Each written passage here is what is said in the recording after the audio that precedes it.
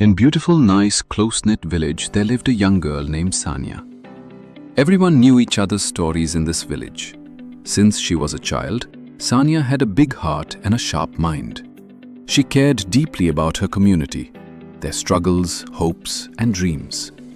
Over the years, she watched how many problems went unspoken, how voices were ignored, and how change felt impossible. One day, the village council announced a public forum where residents could speak about the issues affecting their lives. Sania felt a spark. This was her chance to speak up for the people she loved. But as the day drew nearer, a storm brewed inside her. What if people laughed at her ideas? What if her words fell flat? What if rejection crushed her spirit?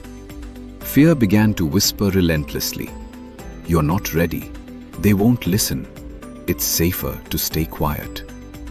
For days, Sania wrestled with these thoughts. The fear almost muted her voice before she could even speak.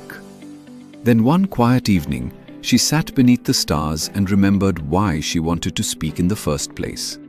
Not for herself, but for the children who deserved better schools, for the elders who needed more support, for the neighbors whose hardships were invisible.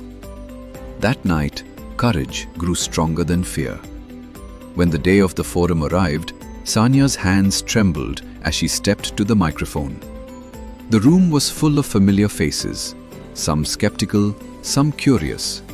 She took a deep breath and began.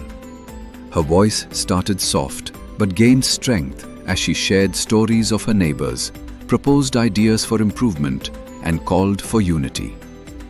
With each word, the room grew quieter, then more attentive. When she finished, applause filled the hall. Not just polite clapping, but genuine appreciation. Sania's speech inspired the community to take action. Programs were launched, needs addressed, and new leaders emerged. All because one voice refused to be silenced by fear. Looking back, Sania realized that fear had almost stolen her chance to make a difference. But courage had found a way, reminding her and everyone listening that sometimes the bravest thing you can do is simply speak up.